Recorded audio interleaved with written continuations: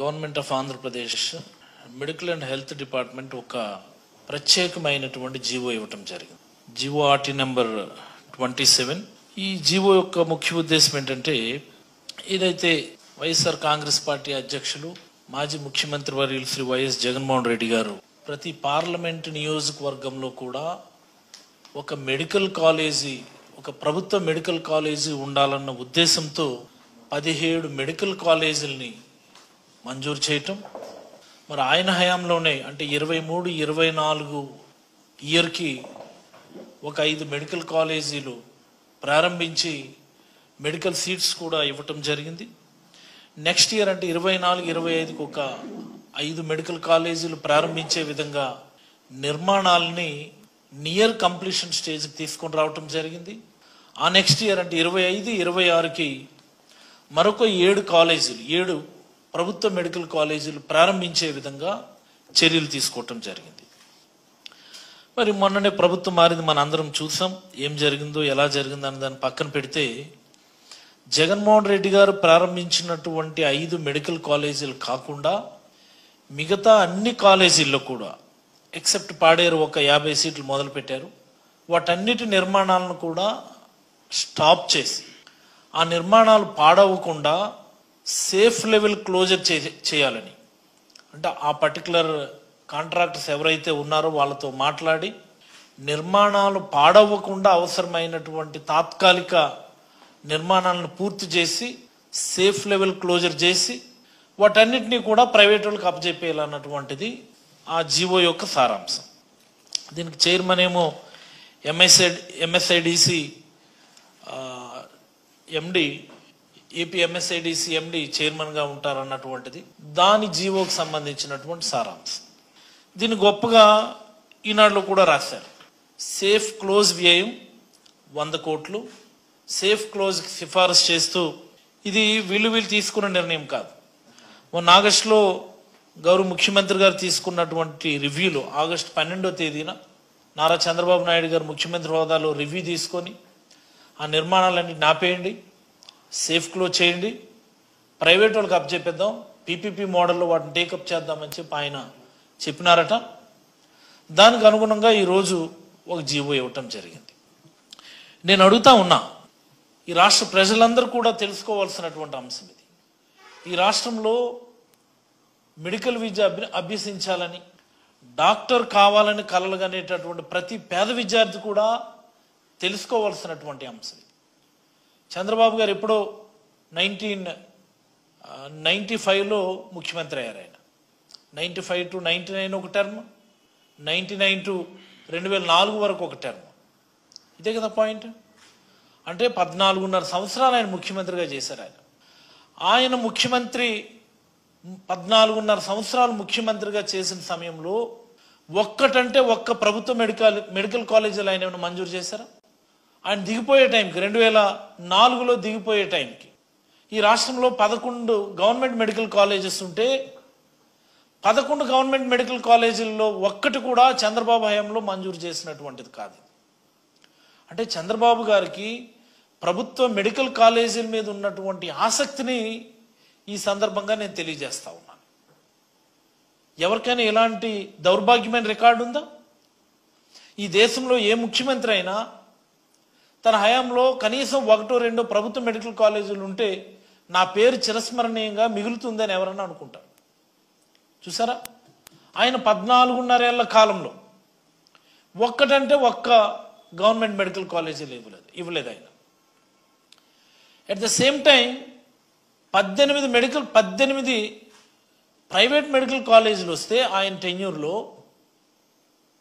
Out of 18 12 private medical కాలేజీలకు సంబంధించినటువంటి అనుమతులు ఆయనే ఇచ్చినాడు. ఆయన అంటే ప్రైవేట్ మీద ఆయనకు ఉన్నటువంటి ఆసక్తికి అది ఒక చిన్న నిదర్శనం.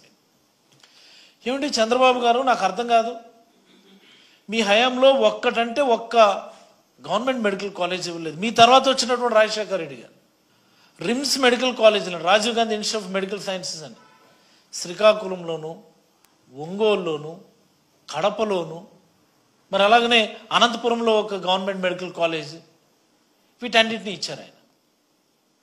దాని కొనసాగింపుగా ఈరోజు జగన్మోహన్ రెడ్డి గారు ఈరోజు జగన్మోహన్ రెడ్డి గారు 17 మెడికల్ కాలేజీలు ఇచ్చారు. 17. ఇంకొక టెన్యూర్ ఉంది చంద్రబాబు గారిది, మళ్ళీ 14 నుంచి 19 వరకు ఒక టెన్యూర్ ఉంది. అప్పుడు 9.5 ఏళ్ళు, ఇది ఒక 5 ఏళ్ళు, మొత్తంగా 14.5 ఏళ్ళు. పోనీ రాజశేఖర రెడ్డి గారి హయాంలో ఇన్ని గవర్నమెంట్ మెడికల్ కాలేజీలు ఇచ్చారు కదా, 14 నుంచి 19 వరకు అయినటువంటి సమయంలో ఎన్డీఏ గవర్నమెంట్లో భాగస్వామ్యంగా కూడా ఉన్నారు చంద్రబాబు గారు. అంటే నరేంద్ర మోడీ గారు ప్రధానమంత్రిగా ఉన్నప్పుడు వీళ్ళు గవర్నమెంట్లో భాగస్వామ్యంగా ఉండి కూడా ఒక్కటంటే ఒక్క గవర్నమెంట్ మెడికల్ కాలేజ్ తెచ్చుకోలేకపోయారు. ఇంతకంటే దౌర్భాగ్యం ఇంకోటి ఉంటుందా? జగన్మోహన్ రెడ్డి గారు ముఖ్యమంత్రి అయిన తర్వాత ఈ ప్రైవేట్ మెడికల్ కాలేజీల్లో ఈ ఫీజులు, మరి ప్రైవేట్ మెడికల్ హాస్పిటల్స్లో పేషెంట్లకు అందిస్తున్నటువంటి సర్వీసెస్కు ఉన్నటువంటి రేట్లు, వాటన్నిటిని చూసి రాజశేఖర రెడ్డి గారి ఎరిన కంటిన్యూ అవ్వాలని ప్రతి పార్లమెంట్లో కూడా ఒక గవర్నమెంట్ మెడికల్ కాలేజ్ ఉండాలని 17 మెడికల్ కాలేజీలు మంజూరు చేశారు ఒకే టర్మ్లో. దేశవ్యాప్తంగా ఇది ఒక పెద్ద రికార్డ్. ఇది ఒక గొప్ప రిఫార్మ్. ఇది not only it's a record, it's a reform.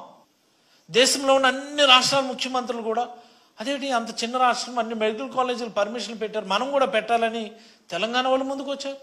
ఇతరత్ర అన్ని రాష్ట్రాలు కూడా ముందుకు వస్తే గవర్నమెంట్ ఆఫ్ ఇండియా ఒక పాలసీ కింద తీసుకుందని, గవర్నమెంట్ ఆఫ్ ఇండియా ఒక పాలసీ కింద తీసుకొని ప్రతి జిల్లాలో ఒక మెడికల్ కాలేజ్ ఉండాలని గవర్నమెంట్ ఆఫ్ ఇండియా పాలసీ తీసుకొని మేము కూడా దానికి డబ్బులు ఇస్తామని చెప్పి ముందుకు వచ్చాం. సో అది ఒక రిఫార్మ్. అంటే మనల్ని చూసి దేశం నేర్చుకుంది ఆ రోజు 1924 మధ్యలో. ఇదేంటండి, ఇది నాకు అర్థం కాదు.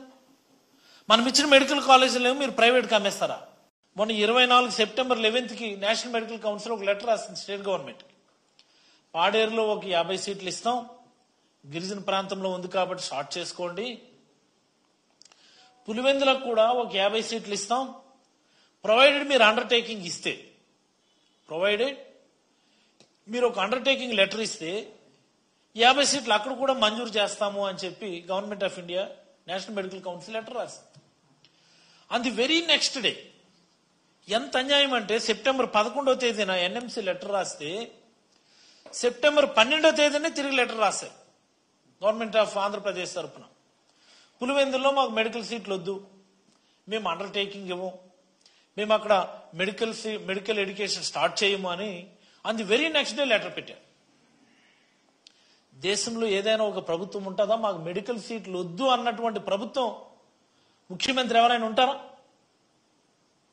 ఒక్క మెడికల్ సీటు పెంచమని ఓ 50 మెడికల్ సీట్లు ఇవ్వండి అని బ్రతిమలాడుకొని తిరిగేటటువంటి ప్రభుత్వాలను చూసాం తప్ప, మేము ఇస్తాము మీరు మొదలు పెట్టుకోండి, మీరు అండర్టేకింగ్ లెటర్ ఇవ్వండి చాలు మాకంటే, మాకు సీట్లు వద్దు మేము స్టార్ట్ చేయమని చెప్పి లెటర్ పెట్టినటువంటి ఏకైక ప్రభుత్వం చంద్రబాబు గారి ప్రభుత్వం అని ఈ సందర్భంగా రాష్ట్ర ప్రజలకు నేను తెలియజేస్తాను. అపార్ట్ ఫ్రమ్ దట్, ఈ 3 మెడికల్ కాలేజీలు మార్కాపురం, మదనపల్లి, ఆదోని, వీటి కోసం కూడా లెటర్ పెట్టారు. వీటిని మేము ఇప్పుడప్పుడే మొదలు పెట్టే పరిస్థితి లేదు, మేము మొదలు పెట్టాలనుకునేప్పుడు మీకు లెటర్ పెడతాం, అప్పుడు మీరు ఆలోచిద్దురుగానని మళ్ళీ లెటర్ పెట్టారు. ఏంటండి ఇది? జగన్మోహన్ రెడ్డి గారు ధైర్యం చేసి 5 మెడికల్ కాలేజీలు షార్ట్ చేస్తే 750 సీట్లు ఒక్క 23-24 అకాడమిక్ ఇయర్లో మనకి యాడ్ అయ్యాయి. మరి 5 మెడికల్ కాలేజీలు ఈ ఇయర్ స్టార్ట్ అయ్యే విధంగా చర్యలు తీసుకొని ఉంటే మరొక అదనంగా 750 సీట్లు మనకి యాడ్ అయి ఉండేవి. పాడేరులో 50 సీట్లు మొదలవటం వల్ల అంటే 700 సీట్లు మనం ఈ ఇయర్లో లాస్ అయ్యాం. 25-26కి ఇంకా 7 మెడికల్ కాలేజీలు ఉన్నాయి మనకి.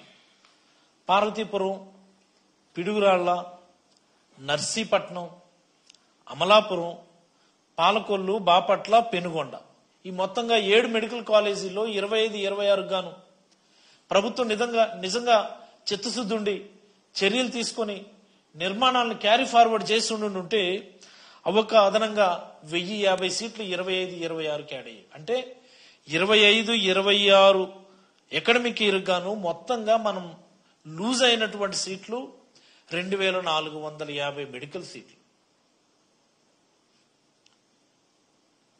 ఇది నాకు అర్థమవుతుంది. చంద్రబాబు గారేమో విజనరీ అంటారు, చంద్రబాబు నాయుడు గారికి ఏమో ఎలివేషన్లు ఇస్తారు, కేజీఎఫ్ స్టైల్లో ఎలివేషన్లు ఇస్తారు. చంద్రబాబు నాయుడు గారికి ఉన్నటువంటి అనుభవం ప్రపంచంలో ఏ రాజకీయ నాయకుడికి లేదంటారు. చంద్రబాబు నాయుడు అడుగేస్తే మాస్ అంటారు. ఇవన్నీ ఏమైపోయి? మీ అనుభవం ఏమైంది? మీ విజన్ ఏమైంది? ప్రైవేటైజేషన్ కోసమనా మీకు మళ్ళీ ముఖ్యమంత్రికి అవకాశం ఇచ్చింది? ప్రైవేట్ వాళ్ళకి అమ్మేయడానిక మీకు ఈసారి మళ్ళీ అవకాశం ఇచ్చింది ఈ చివరి దశలో? మొన్నటి నీట్ కౌన్సిలింగ్ మనం ఒకసారి అబ్జర్వ్ చేస్తే 24-25 జరిగినటువంటి ఒక ఓసీ క్యాండిడేట్కి 600 మార్కులు వస్తే తప్ప సీట్ వచ్చే పరిస్థితి లేదు. ఏమ రైట్ ఆర్ నాట్? ఒక ఓబీసీ క్యాండిడేట్కి మినిమం 540-550 మార్కులు వస్తే తప్ప సీట్ వచ్చే పరిస్థితి లేదు. మా సూపర్వైజర్ అమ్మాయికి 538 మార్కులు వస్తే BCA category, there is no seat. అంటే ఇంత దారుణంగా కాంపిటీషన్ పెరుగుతున్నప్పుడు, మనకి ప్రొవిజన్ ఉన్నప్పుడు, బిల్డింగ్స్ ఉన్నప్పుడు, అడ్మినిస్ట్రేటివ్ శాంక్షన్స్ ఉన్నప్పుడు, నిర్మాణాలు క్యారీ ఫార్వర్డ్ చేసి మీరు ఇప్పుడు కూడా ప్రభుత్వంలో భాగస్వామ్యంగా ఉన్నారు కదా, ఎన్డీఏ ప్రభుత్వంలో భాగస్వామ్యంగా ఉన్నారు కదా, ఈ స్టేట్లో కూడా అలయన్స్ గవర్నమెంటే కంటిన్యూ అవుతుంది కదా. మీరు ఒక మాట చెప్తే మెడికల్ సీట్లు శాంక్షన్ అవుతాయి, మీరు ఒక లెటర్ పెడితే ఇమీడియట్ గా మీకు శాంక్షన్ అవుతాయి. బికాస్ మీ యొక్క సపోర్ట్ తోనే కేంద్రంలో ప్రభుత్వం రన్ అవుతుంది. అయినా సరే మీరు ఎందుకు అందిపుచ్చుకోవడం లేదు? మీకున్న ఆసక్తి ఏంటి? ప్రైవేటైజ్ చేసేస్తాం, ప్రైవేట్కి ఇచ్చేద్దాం. ఏంటిది నాకు అర్థం కాదు. మీరు ప్రతిపక్షంలో ఉన్నప్పుడు మాటలేంటి? చంద్రబాబు గారు అయినా, ఆయన తనయుడు లోకేష్ అయినా, ముఖ్యంగా పవన్ కళ్యాణ్ గారు అయినా సరే ఎన్ని మాట్లాడినారండి? మనకి మర్చిపోయామా మనం? ఎక్కడ మీటింగ్ పెడితే అక్కడ మాట్లాడేవారు.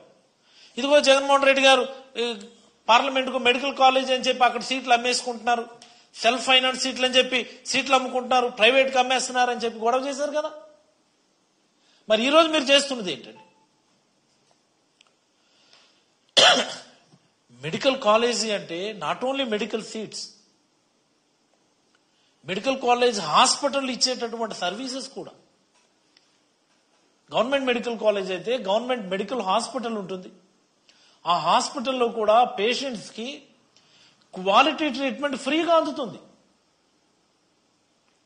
మీరు ప్రైవేటైజ్ చేసేస్తే the hospital will be A private hospital. ఒక సామాన్యుడు ఆ హాస్పిటల్కి వెళ్ళి ట్రీట్మెంట్ చేయించుకునే పరిస్థితి ఉంటుందా? ఒక గవర్నమెంట్ మెడికల్ హాస్పిటల్కి, ప్రైవేట్ మెడికల్ హాస్పిటల్కి క్వాలిటీ ఆఫ్ కేర్లో కానీ, కాస్ట్ ఆఫ్ ది కేర్లో కానీ ఖచ్చితమైనటువంటి తేడా ఉంటుంది. ఈ మాత్రం లాజిక్ ఎందుకు మీకు అర్థం కావడం లేదు? పోనీ ప్రైవేటైజ్ చేస్తున్నారు, ప్రైవేట్ హాస్పిటల్స్ లో ఆరోగ్యశ్రీ ఏమైనా ఉంచుతున్నారా మీరు? ఆరోగ్యశ్రీ కూడా ఈ రోజు ఇన్సూరెన్స్ కంపెనీలకు ఇచ్చి దాన్ని కూడా ప్రైవేటైజ్ చేస్తా ఉన్నారు. ఈ దారుణం కాదా ఇది? ఈ దారుణం కాదా? ఒక ఇన్సూరెన్స్ కంపెనీ వాడు యాజ్ మెనీ యాజ్ పాసిబుల్ కి క్లెయిమ్స్ ఇద్దామని ఆలోచిస్తాడా? యాజ్ మెనీ యాజ్ పాసిబుల్ కి క్లెయిమ్స్ తిరస్కరిద్దామని ఆలోచిస్తాడా? ఇది ఒకసారి గమనించాలి. It's a open secret. ఇది మీలో ఉంటారు జర్నలిస్టుల్లోనే ఎంతో మంది క్యాష్లెస్ ట్రీట్మెంట్ అని చెప్పి మీరు ఇన్సూరెన్స్ చేయించుకొని ఉంటారు ప్రైవేట్ కంపెనీలతో. మీలో ఎవరికైనా సరే క్యాష్లెస్ ట్రీట్మెంట్ ఒక్కసారైనా అయిందా నాకు చెప్పండి.